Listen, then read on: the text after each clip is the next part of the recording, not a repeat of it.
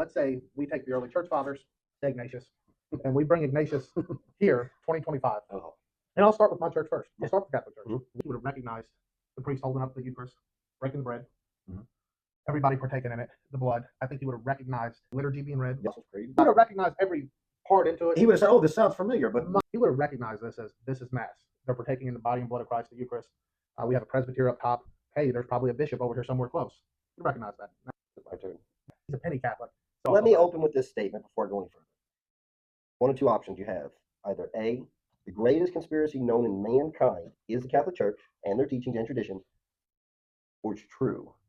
Those are really the options you fall on here. It's what like, would the ramifications of the former be? as in, if it's not true, If it's not true, what would be the ramifications conspiracy? throughout the Christian it community? collapses. Christianity collapses. Well, if there's no Catholic Church, They Christianity tricked collapses. everybody into believing that Jesus was the Yeah. Messiah. So, what character are we bringing to my church? Ignatius of Antioch. All right. Walks into church. Church service is started. How many children does he beat? Church service is started. The doors are closed. They begin with a prayer. Well, Ignatius probably isn't going to know the prayer. He'll probably hear the name Jesus and know that there is a reference to Christ there and can begin to do worship. He can be completely blown away by whatever modern contemporary worship is. He can't really figure out what's going on with the worship. It's not really the kind of worship that he partakes into. That's over. Then there's a testimony process. So in the testimony process, he could probably go and say, they're sharing what Christ has done for him, how Christ has been with them. He could probably find that relatable. And then it tithes and offerings. There's so much evidence.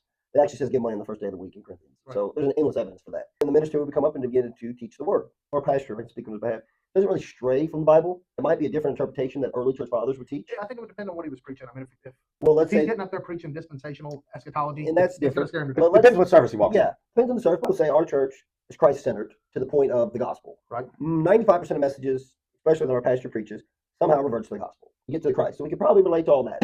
The part you would lose him, no Eucharist. What are we doing? He's going to be completely blown away.